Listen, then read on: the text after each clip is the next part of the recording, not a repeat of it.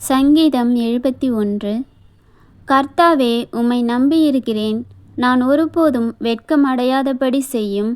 உமது நீதியின் நிமித்தம் என்னை விடுவித்து என்னை காத்தருளும். உமது செவியை எனக்கு சாய்த்து என்னை இரட்சியும். நான் எப்பொழுதும் வந்தடையத்தக்க கன்மலையாயிரும். என்னை இரட்சிப்பதற்கு கட்டளையிட்டீரே. நீரே என் கன்மலையும் என் கோட்டையுமாயிருக்கிறீர். என் தேவனே, துன்மார்க்கனுடைய கைக்கும் நியாயக்கேடும் கொடுமையும் உள்ளவனுடைய கைக்கும் என்னை தப்புவியும். கர்த்தராகிய ஆண்டவரே, நீரே என் நோக்கமும் என் சிறு வயது தொடங்கி என் நம்பிக்கையுமாயிருக்கிறீர். நான் கர்ப்பத்தில் உற்பவித்தது முதல் உம்மால் ஆதரிக்கப்பட்டேன். என் தாயின் வயிற்றிலிருந்து என்னை எடுத்தவர் நீரே. உம்மையே நான் எப்பொழுதும் துதிப்பேன். அநேகருக்கு நான் ஒரு புதுமை போலானேன். நீரோ எனக்கு பலத்த அடைக்கலமாயிருக்கிறீர். என் வாய் உமது துதியினாலும் நாள்தோறும் உமது மகத்துவத்தினாலும் நிறைந்திருப்பதாக. முதிர்ந்த வயதில் என்னை தள்ளிவிடாமலும் என் பலன் ஒடுங்கும்போது என்னை கைவிடாமலும் இரும். என் சத்துருக்கள் எனக்கு விரோதமாய் பேசி என் ஆத்துமாவுக்கு காத்திருக்கிறவர்கள் ஏகமாய் ஆலோசனை பண்ணி, தேவன் அவனை கைவிட்டார், அவனை தொடர்ந்து பிடியுங்கள், அவனை விடுவிப்பார் இல்லை என்கிறார்கள். தேவனே, எனக்கு தூரமாயிராதேயும். என் தேவனே, எனக்கு சகாயம் பண்ண தீவிரியும். என் ஆத்துமாவை விரோதிக்கிறவர்கள் வெட்கி அழியவும், எனக்கு பொல்லாப்பு தேடுகிறவர்கள் நிந்தையாலும் லச்சையாலும் மூடப்படவும் கடவர்கள். நானோ எப்பொழுதும் நம்பிக்கை கொண்டிருந்து மென்மேலும் உம்மை துதிப்பேன். என் வாய் நாள்தோறும் உமது நீதியையும் உமது இரட்சிப்பையும் சொல்லும். அவைகளின் தொகையை நான் அறியேன். கர்த்தராகிய ஆண்டவருடைய வல்லமையை முன்னிட்டு நடப்பேன். உம்முடைய நீதியை பற்றியே மேன்மை பாராட்டுவேன். தேவனே, என் சிறு வயது முதல் எனக்கு போதித்து வந்தீர். இதுவரைக்கும் உம்முடைய அதிசயங்களை அறிவித்து வந்தேன். இப்பொழுதும் தேவனே, இந்த சந்ததிக்கு உமது வல்லமையையும் வரப்போகிற யாவருக்கும் உமது பராக்கிரமத்தையும் நான் அறிவிக்கும் அளவும் முதிர் வயதும் நரைமயிரும் உள்ளவனாகும் வரைக்கும் என்னை கைவிடீராக. தேவனே, உம்முடைய நீதி உன்னதமானது. பெரிதானவைகளை நீர் செய்தீர். தேவனே, உமக்கு நிகரானவர் யார்? அநேக இக்கட்டுகளையும் ஆபத்துகளையும் காணும்படி செய்த என்னை நீர் திரும்பவும் உயிர்ப்பித்து என்னை பூமியின் பாதாளங்களிலிருந்து ஏற பண்ணுவீர். என் மேன்மையை பெருக பண்ணி என்னை மறுபடியும் தேற்றுவீர். என் தேவனே, நான் வீணையை கொண்டு உம்மையும் உம்முடைய சத்தியத்தையும் துதிப்பேன். இஸ்ரவேலின் பரிசுத்தரே, சுரமண்டலத்தை கொண்டு உம்மை பாடுவேன். நான் பாடும்போது என் உதடுகளும் நீர் மீட்டு கொண்ட என் ஆத்துமாவும் கெம்பீரித்து மகிழும். எனக்கு பொல்லாப்பை தேடுகிறவர்கள் வெட்கி இலச்சை அடைந்தபடியால் நாள்தோறும் என் நாவு உமது நீதியை கொண்டாடும். சங்கீதம் 72. தேவனே, ராஜாவுக்கு உம்முடைய நியாய தீர்ப்புகளையும் ராஜாவின் குமாரனுக்கு உம்முடைய நீதியையும் கொடுத்தருளும். அவர் உம்முடைய ஜனங்களை நீதியோடும் உம்முடைய ஏழைகளை நியாயத்தோடும் விசாரிப்பார். பர்வதங்கள் ஜனத்திற்கு சமாதானத்தை தரும். மேடுகள் நீதியின் விளைவோடு இருக்கும். ஜனத்தில் சிறுமைப்படுகிறவர்களை அவர் நியாயம் விசாரித்து ஏழையின் பிள்ளைகளை இரட்சித்து இடுக்கண் செய்கிறவனை நொறுக்குவார். சூரியனும் சந்திரனும் உள்ள மட்டும் அவர்கள் உமக்கு தலைமுறை தலைமுறையாக பயந்திருப்பார்கள். புல்லறு புண்ட வெளியின் மேல் பெய்யும் மழையைப் போலவும் பூமியை நனைக்கும் தூறலைப் போலவும் இறங்குவார். அவருடைய நாட்களில் நீதிமான் செழிப்பான். சந்திரன் உள்ள வரைக்கும் மிகுந்த சமாதானம் இருக்கும். ஒரு சமுத்திரம் தொடங்கி மறு சமுத்திரம் வரைக்கும், நதி தொடங்கி பூமியின் எல்லைகள் வரைக்கும் அவர் அரசாளுவார். வனாந்தரத்தார் அவருக்கு முன்பாக குனிந்து வணங்குவார்கள். அவருடைய சத்துருக்கள் மண்ணை நக்குவார்கள். தர்ஷீசின் ராஜாக்களும் தீவுகளின் ராஜாக்களும் காணிக்கைகளை கொண்டு வருவார்கள். சேபாவிலும் உள்ள ராஜாக்கள் வெகுமானங்களை கொண்டு வருவார்கள். சகல ராஜாக்களும் அவரை பணிந்து கொள்ளுவார்கள். சகல ஜாதிகளும் அவரை சேவிப்பார்கள். கூப்பிடுகிற எளியவனையும் உதவியற்ற சிறுமையானவனையும் அவர் விடுவிப்பார். பலவீனனுக்கும் எளியவனுக்கும் அவர் இறங்கி எளியவர்களின் ஆத்துமாக்களை இரட்சிப்பார். அவர்கள் ஆத்துமாக்களை வஞ்சகத்திற்கும் கொடுமைக்கும் தப்புவிப்பார். அவர்களுடைய இரத்தம் அவருடைய பார்வைக்கு அருமையாயிருக்கும். அவர் பிழைத்திருப்பார். ஷேபாவின் பொன் அவருக்கு கொடுக்கப்படும். அவர் நிமித்தம் இடைவிடாமல் ஜெபம் பண்ணப்படும். எந்நாளும் ஸ்தோத்தரிக்கப்படுவார். பூமியிலே மலைகளின் உச்சிகளில் ஒரு பிடி தானியம் விதைக்கப்பட்டிருக்கும். அதன் விளைவு லீபனோனைப் போல அசையும். பூமியின் புல்லைப் போல நகரத்தார் செழித்தோங்குவார்கள். அவருடைய நாமம் என்றென்றைக்கும் இருக்கும். சூரியன் உள்ள மட்டும் அவருடைய நாமம் சந்தான பரம்பரையாய் நிலைக்கும். மனுஷர் அவருக்குள் ஆசீர்வதிக்கப்படுவார்கள். எல்லா ஜாதிகளும் அவரை பாக்கியமுடையவர் என்று வாழ்த்துவார்கள். இஸ்ரவேலின் தேவனாயிருக்கிற கர்த்தராகிய தேவனுக்கு ஸ்தோத்திரம் உண்டாவதாக. அவரே அதிசயங்களை செய்கிறவர். அவருடைய மகிமை பொருந்திய நாமத்துக்கு என்றென்றைக்கும் ஸ்தோத்திரம் உண்டாவதாக. பூமி முழுவதும் அவருடைய மகிமையால் நிறைந்திருப்பதாக. ஆமேன், ஆமேன். ஈசாயின் புத்திரனாகிய தாவீதின் விண்ணப்பங்கள் முடிந்தது. சங்கீதம் 73. சுத்த இருதயம் உள்ளவர்களாகிய இஸ்ரவேலருக்கு தேவன் நல்லவராகவே இருக்கிறார். ஆனாலும் என் கால்கள் தள்ளாடுதலுக்கும் என் அடிகள் சறுக்குதலுக்கும் சற்றே தப்பிற்று.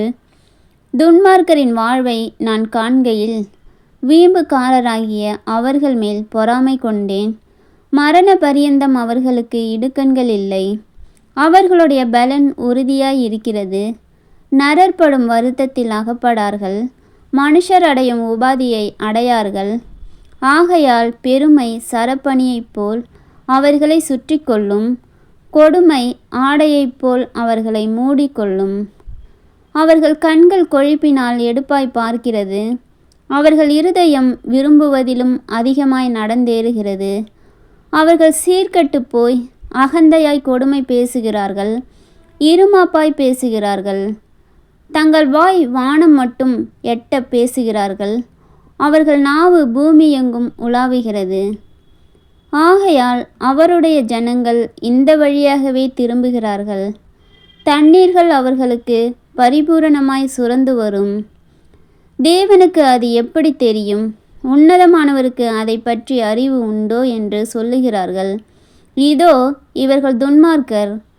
இவர்கள் என்றும் சுகஜீவிகளாயிருந்து ஆஸ்தியை பெருக பண்ணுகிறார்கள். நான் விருதாவாகவே என் இருதயத்தை சுத்தம் பண்ணி குற்றம் இல்லாமையிலே என் கைகளை கழுவினேன். நாள்தோறும் நான் வாதிக்கப்பட்டும் காலைதோறும் தண்டிக்கப்பட்டும் இருக்கிறேன். இவ்விதமாய் பேசுவேன் என்று நான் சொன்னேனானால் இதோ உம்முடைய பிள்ளைகளின் சந்ததிக்கு துரோகியாவேன். இதை அறியும்படிக்கு யோசித்து பார்த்தேன். நான் தேவனுடைய பரிசுத்த ஸ்தலத்துக்குள் பிரவேசித்து அவர்கள் முடிவை கவனித்து உணரும் அளவும் அது என் பார்வைக்கு விசனமாயிருந்தது. நிச்சயமாகவே நீர் அவர்களை சறுக்கலான இடங்களில் நிறுத்தி பாழான இடங்களில் விழப்பண்ணுகிறீர். அவர்கள் ஒரு நிமிஷத்தில் எவ்வளவு பாழாய் போகிறார்கள்.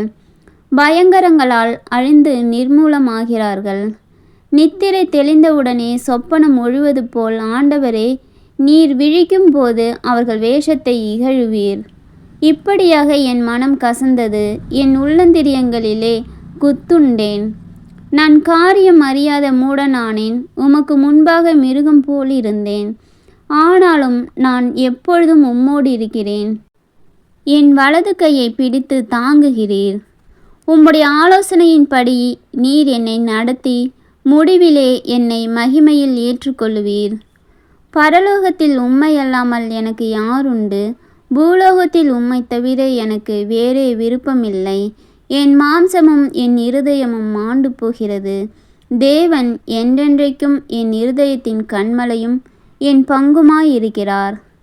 இதோ உம்மை விட்டு தூரமாய் போகிறவர்கள் நாசமடைவார்கள். உம்மை விட்டு சோரம் போகிற அனைவரையும் சங்கரிப்பீர். எனக்கோ தேவனை அண்டிக் கொண்டிருப்பதே நலம். நான் உமது கிரியைகளை எல்லாம் சொல்லி வரும்படி கர்த்தராகிய ஆண்டவர் மேல் என் நம்பிக்கையை வைத்திருக்கிறேன். சங்கீதம் 74. தேவனே, நீர் எங்களை என்றென்றைக்கும் ஏன் தள்ளிவிடுகிறீர்? உமது மேய்ச்சலின் ஆடுகள் மேல் உமது கோபம் ஏன் புகைகிறது? நீர் பூர்வ காலத்தில் சம்பாதித்த உமது சபையையும் நீர் மீட்டு கொண்ட உமது சுதந்திரமான கோத்திரத்தையும் நீர் வாசமாயிருந்த சீயோன் பர்வதத்தையும் நினைத்தருளும். நெடுங்காலமாக பாழாய் கிடக்கிற ஸ்தலங்களில் உம்முடைய பாதங்களை எழுந்தருள பண்ணும். பரிசுத்த ஸ்தலத்திலே சத்துரு அனைத்தையும் கெடுத்து போட்டான். உம்முடைய சத்துருக்கள் உம்முடைய ஆலயங்களுக்குள்ளே கெர்ச்சித்து தங்கள் கொடிகளை அடையாளங்களாக நாட்டுகிறார்கள். கோடாரிகளை ஓங்கி சோலையிலே மரங்களை வெட்டுகிறவன் பேர் பெற்றவனானான். இப்பொழுதோ அவர்கள் அதன் சித்திர வேலைகள் முழுவதையும் வாச்சிகளாலும் சம்மட்டிகளாலும் தகர்த்து போடுகிறார்கள். உமது பரிசுத்த ஸ்தலத்தை அக்கினிக்கு இரையாக்கி உமது நாமத்தின் வாசஸ்தலத்தை தரை மட்டும் இடித்து அசுத்தப்படுத்தினார்கள். அவர்களை ஏகமாய் நிர்த்துளியாக்குவோம் என்று தங்கள் இருதயத்தில் சொல்லி தேசத்தில் உள்ள ஆலயங்களை எல்லாம் சுட்டெரித்து போட்டார்கள். எங்களுக்கு இருந்த அடையாளங்களை காணோம், தீர்க்கதரிசியும் இல்லை. இது எதுவரைக்கும் என்று அறிகிறவனும் எங்களிடத்தில் இல்லை.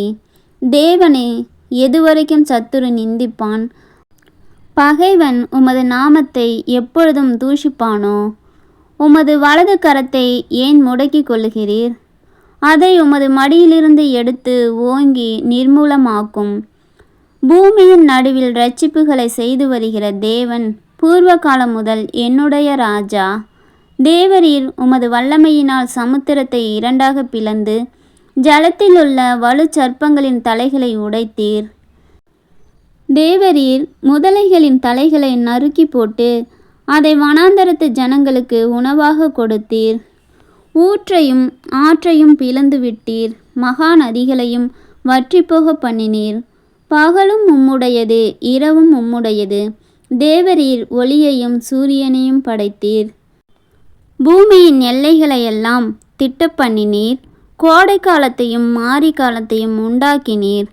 கர்த்தாவே, சத்துரு உம்மை நிந்தித்ததையும் மதியீன ஜனங்கள் உமது நாமத்தை தூஷித்ததையும் நினைத்து கொள்ளும். உமது காட்டுப்புறாவின் ஆத்துமாவை துஷ்டருடைய கூட்டத்திற்கு ஒப்புக்கொடாதேயும்.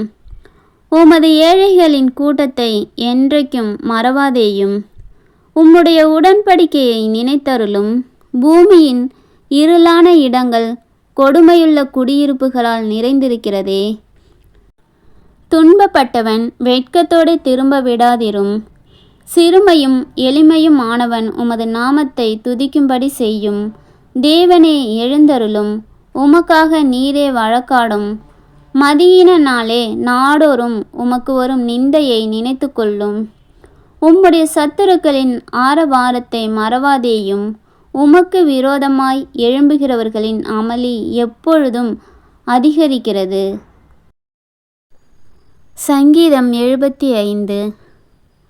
உம்மை துதிக்கிறோம் தேவனே, உம்மை துதிக்கிறோம். உமது நாமம் சமீபமாய் இருக்கிறதென்று உமது அதிசயமான கிரியைகள் அறிவிக்கிறது. நியமிக்கப்பட்ட காலத்திலே யதார்த்தமாய் நியாயம் தீர்ப்பேன். பூமியானது அதன் எல்லா குடிகளோடும் கரைந்து போகிறது. அதன் தூண்களை நான் நிலைநிறுத்துகிறேன். வீம்புக்காரரை நோக்கி வீம்பு பேசாதேயுங்கள் என்றும் துன்மார்க்கரை நோக்கி கொம்பை உயர்த்தாதிருங்கள் என்றும் சொன்னேன். உங்கள் கொம்பை உயரமாய் உயர்த்தாதிருங்கள். இருமாப்புள்ள கழுத்துடையவர்களாய் பேசாதிருங்கள். கிழக்கிலும் மேற்கிலும் வனாந்தர திசையிலும் இருந்து ஜெயம் வராது. தேவனே நியாயாதிபதி, ஒருவனை தாழ்த்தி ஒருவனை உயர்த்துகிறார். கலங்கி பொங்குகிற மதுபானத்தினால் நிறைந்த பாத்திரம் கர்த்தருடைய கையில் இருக்கிறது. அதிலிருந்து வார்க்கிறார். பூமியில் உள்ள துன்மார்க்கர் யாவரும் அதன் வண்டல்களை உறிஞ்சி குடிப்பார்கள். நானோ என்றென்றைக்கும் இதை அறிவித்து யாக்கோபின் தேவனை கீர்த்தனம் பண்ணுவேன். துன்மார்க்கருடைய கொம்புகளை எல்லாம் வெட்டி போடுவேன். நீதிமானுடைய கொம்புகளோ உயர்த்தப்படும். சங்கீதம் 76. யூதாவில் தேவன் அறியப்பட்டவர், இஸ்ரவேலில் அவருடைய நாமம் பெரியது. சாலேமில் அவருடைய கூடாரமும் சீயோனில் அவருடைய வாசஸ்தலமும் இருக்கிறது. அங்கே இருந்து வில்லின் அம்புகளையும் கேடகத்தையும் பட்டயத்தையும் யுத்தத்தையும் முறித்தார். மகத்துவம் உள்ளவரே, கொள்ளையுள்ள பர்வதங்களை பார்க்கிலும் நீர் பிரகாசமுள்ளவர். தைரிய நெஞ்சுள்ளவர்கள் கொள்ளையிடப்பட்டு நித்திரை அடைந்து அசந்தார்கள். வல்லமையுள்ள எல்லா மனுஷருடைய கைகளும் அவர்களுக்கு உதவாமற் போயிற்று. யாக்கோபின் தேவனே, உம்முடைய கண்டிதத்தினால் இரதங்களும் குதிரைகளும் உறங்கி விழுந்தது. நீரே பயங்கரமானவர். உமது கோபம் மூளும்போது உமக்கு முன்பாக நிற்பவன் யார்? நியாயம் விசாரிக்கவும் பூமியில் சிறுமைப்பட்டவர்கள் யாவரையும் இரட்சிக்கவும் தேவரீர் எழுந்தருளின போது வானத்திலிருந்து நியாயம் தீர்ப்பு கேட்க பண்ணினீர். பூமி பயந்து அமர்ந்தது. மனுஷருடைய கோபம் உமது மகிமையை விளங்க பண்ணும். மிஞ்சும் கோபத்தை நீர் அடக்குவீர். பொருத்தனை பண்ணி அதை உங்கள் தேவனாகிய கர்த்தருக்கு நிறைவேற்றுங்கள். அவரை சூழ்ந்திருக்கிற அனைவரும் பயங்கரமானவருக்கு காணிக்கைகளை கொண்டு வர கடவர்கள். பிரபுக்களின் ஆவியை அடக்குவார். பூமியின் ராஜாக்களுக்கு அவர் பயங்கரமானவர். சங்கீதம் 77. நான் தேவனை நோக்கி என் சத்தத்தை உயர்த்தி கெஞ்சினேன். என் சத்தத்தை தேவனிடத்தில் உயர்த்தினேன். அவர் எனக்கு செவி கொடுத்தார். என் ஆபத்து நாளில் ஆண்டவரை தேடினேன். இரவிலும் என் கை தளராமல் விரிக்கப்பட்டிருந்தது. என் ஆத்துமா ஆறுதல் அடையாமற் போயிற்று. நான் தேவனை நினைத்தபோது அலறினேன். நான் தியானிக்கும்போது என் ஆவி தோய்ந்து போயிற்று. நான் தூங்காதபடி என் கண்ணிமைகளை பிடித்திருக்கிறீர். நான் பேச மாட்டாதபடி சஞ்சலப்படுகிறேன். பூர்வ நாட்களையும் ஆதி காலத்து வருஷங்களையும் சிந்திக்கிறேன். காலத்தில் என் சங்கீதத்தை நான் நினைத்து என் இருதயத்தோடே சம்பாஷித்து கொள்கிறேன். என் ஆவி ஆராய்ச்சி செய்தது. ஆண்டவர் நித்திய காலமாய் தள்ளிவிடுவாரோ? இனி ஒருபோதும் தயை செய்யாதிருப்பாரோ? அவருடைய கிருபை முற்றிலும் அற்று போயிற்றோ? வாக்குத்தத்தமானது தலைமுறை தலைமுறைக்கும் ஒழிந்து போயிற்றோ? தேவன் இரக்கம் செய்ய மறந்தாரோ? கோபத்தினாலே தமது உருக்கமான இரக்கங்களை அடைத்து கொண்டாரோ என்றேன். அப்பொழுது நான், இது என் பலவீனம். ஆனாலும் உன்னதமானவருடைய வலது கரத்திலுள்ள வருஷங்களை நினைவு கூறுவேன். கர்த்தருடைய செயல்களை நினைவு கூறுவேன். உம்முடைய பூர்வ காலத்து அதிசயங்களையே நினைவு கூறுவேன். உம்முடைய கிரியைகளை எல்லாம் தியானித்து உம்முடைய செயல்களை யோசிப்பேன் என்றேன். தேவனே, உமது வழி பரிசுத்த ஸ்தலத்தில் உள்ளது. நம்முடைய தேவனைப் போல பெரிய தேவன் யார்? அதிசயங்களை செய்கிற தேவன் நீரே. ஜனங்களுக்குள்ளே உம்முடைய வல்லமையை விளங்க பண்ணினீர். யாக்கோபு யோசேப்பு என்பவர்களின் புத்திரராகிய உம்முடைய ஜனங்களை உமது புயத்தினாலே மீட்டு கொண்டீர். ஜலங்கள் உம்மை கண்டது. தேவனே, ஜலங்கள் உம்மை கண்டு தத்தளித்தது. ஆழங்களும் கலங்கினது. மேகங்கள் ஜலங்களை பொழிந்தது. ஆகாய மண்டலங்கள் முழக்கமிட்டது. உம்முடைய அம்புகளும் தெரிப்புண்டு பறந்தது. உம்முடைய குமரலின் சத்தம் சுழல் காற்றில் முழங்கினது. மின்னல்கள் பூச்சக்கரத்தை பிரகாசிப்பித்தது. பூமி குலுங்கி அதிர்ந்தது. உமது வழி கடலிலும் உமது பாதைகள் திரண்ட தண்ணீர்களிலும் இருந்தது. உமது காலடிகள் தெரியப்படாமற் போயிற்று. மோசே ஆரோன் என்பவர்களின் கையால் உமது ஜனங்களை ஒரு ஆட்டு மந்தையைப் போல வழி நடத்தினீர். சங்கீதம் 78. என் ஜனங்களே, என் உபதேசத்தை கேளுங்கள். என் வாயின் வசனங்களுக்கு உங்கள் செவிகளை சாயுங்கள். என் வாயை உவமைகளால் திறப்பேன். பூர்வ காலத்து மறைப்பொருள்களை வெளிப்படுத்துவேன். அவைகளை நாங்கள் கேள்விப்பட்டு அறிந்தோம்.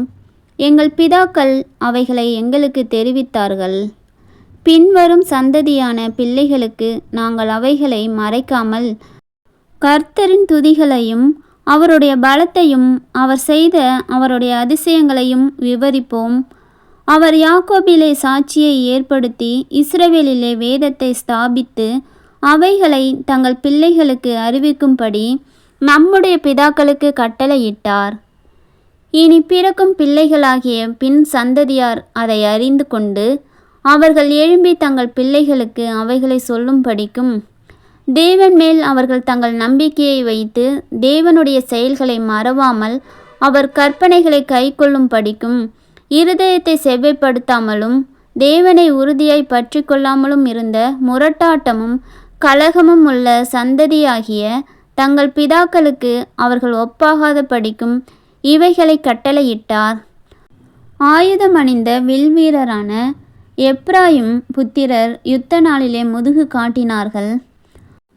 அவர்கள் தேவனுடைய உடன்படிக்கையை கை கொள்ளாமலும் அவருடைய கட்டளைகளின்படி நடக்க சம்மதியாமலும் அவருடைய செயல்களையும் அவர் தங்களுக்கு காண்பித்த அதிசயங்களையும் மறந்தார்கள். அவர்களுடைய பிதாக்களுக்கு முன்பாக எகிப்து தேசத்து சோவான் வெளியிலே அவர் அதிசயமானவைகளை செய்தார். கடலை பிளந்து அவர்களை கடக்க பண்ணி ஜலத்தை குவியலாக நிற்கும்படி செய்தார்.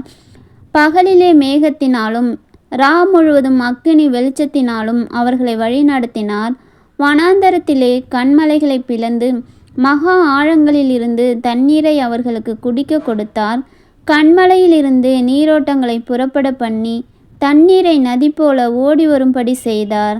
என்றாலும் அவர்கள் பின்னும் அவருக்கு விரோதமாய் பாவம் செய்து வறண்ட வெளியிலே உன்னதமானவருக்கு கோபமூட்டினார்கள். தங்கள் இச்சைக்கேற்ற போஜனத்தை கேட்டு தங்கள் இருதயத்தில் தேவனை பரீட்சை பார்த்தார்கள். அவர்கள் தேவனுக்கு விரோதமாய் பேசி, தேவன் வனாந்தரத்திலே போஜன பந்தியை ஆயத்தப்படுத்த கூடுமோ? இதோ அவர் கன்மலையை அடித்ததினால் தண்ணீர் புறப்பட்டு நதிகளாய் புரண்டு வந்தது. அவர் அப்பத்தையும் கொடுக்க கூடுமோ? தம்முடைய ஜனத்திற்கு மாம்சத்தையும் ஆயத்தப்படுத்துவாரோ என்றார்கள். ஆகையால் கர்த்தர் அதை கேட்டு கோபம் கொண்டார். அவர்கள் தேவனை விசுவாசியாமலும் அவருடைய இரட்சிப்பை நம்பாமலும் போனதினால் யாக்கோபுக்கு விரோதமாய் அக்கினி பற்றி எரிந்தது, இஸ்ரவேலுக்கு விரோதமாய் கோபம் உண்டது.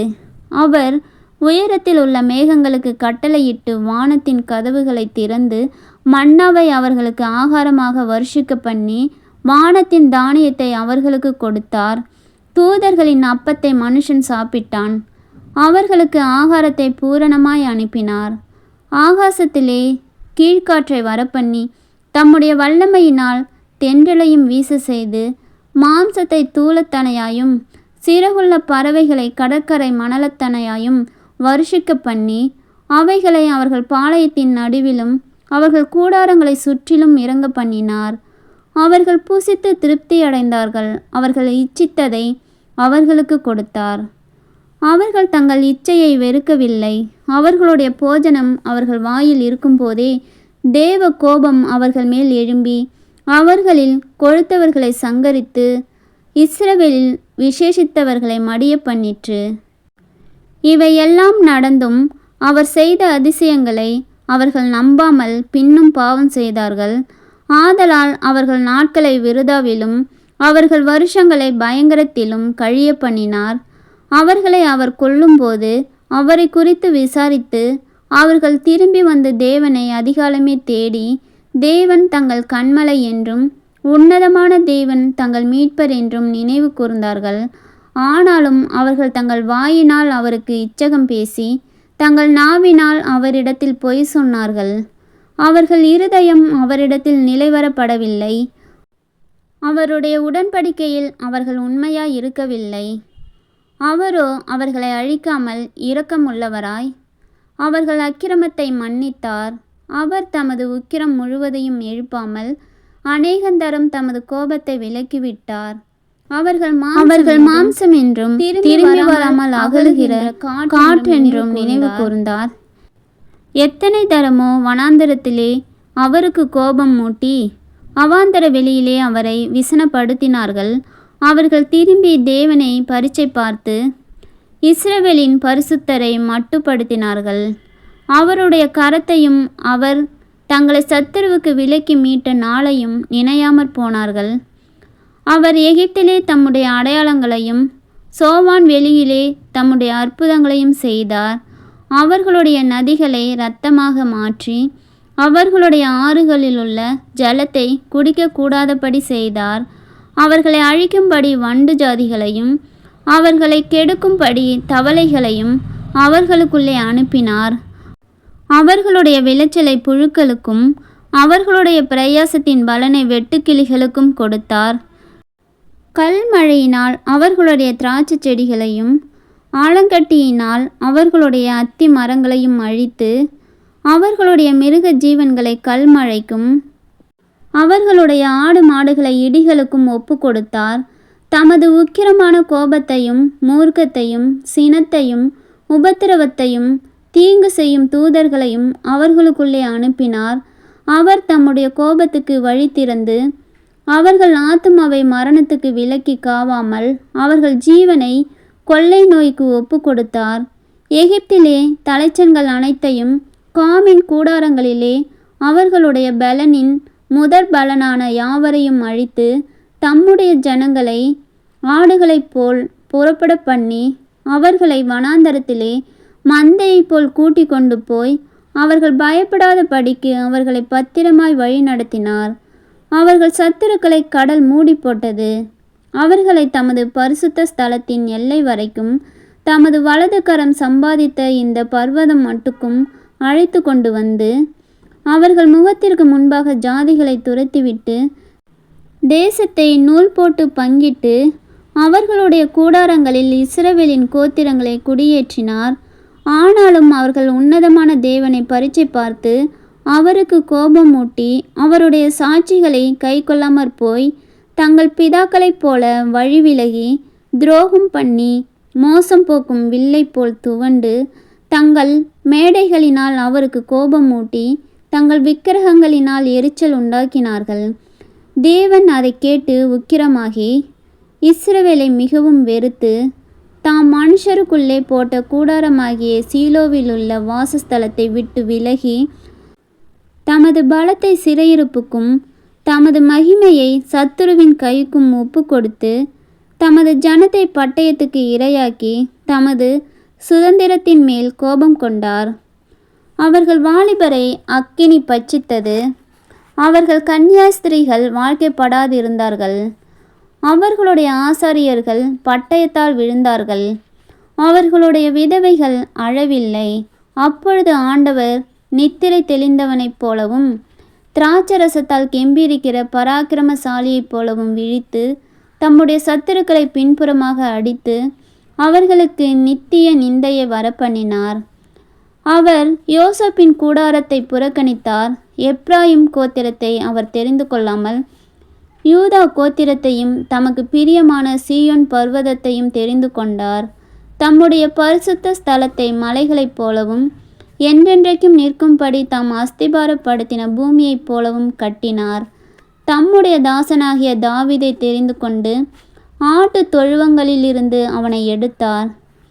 கறவல் ஆடுகளின் பின்னாக திரிந்த அவனை தம்முடைய ஜனமாகிய யாக்கோபையும் தம்முடைய சுதந்திரமாகிய இஸ்ரவேலையும் மேய்ப்பதற்காக அழைத்து கொண்டு வந்தார். இவன் அவர்களை தன் இருதயத்தின் உண்மையின்படியே மேய்த்து தன் கைகளின் திறமையினால் அவர்களை நடத்தினான். சங்கீதம் 79. தேவனே, புற ஜாதியார் உமது சுதந்திரத்தில் வந்து உமது பரிசுத்த ஆலயத்தை தீட்டுப்படுத்தி எருசலேமை மண்மேடுகளாக்கினார்கள். உமது ஊழியக்காரரின் பிரேதங்களை ஆகாயத்து பறவைகளுக்கும் உமது பரிசுத்தவான்களின் மாம்சத்தை பூமியின் மிருகங்களுக்கும் இரையாக கொடுத்தார்கள். எருசலேமை சுற்றிலும் அவர்களுடைய இரத்தத்தை தண்ணீரைப் போல சிந்தினார்கள். அவர்களை அடக்கம் பண்ணுவாரும் இல்லை.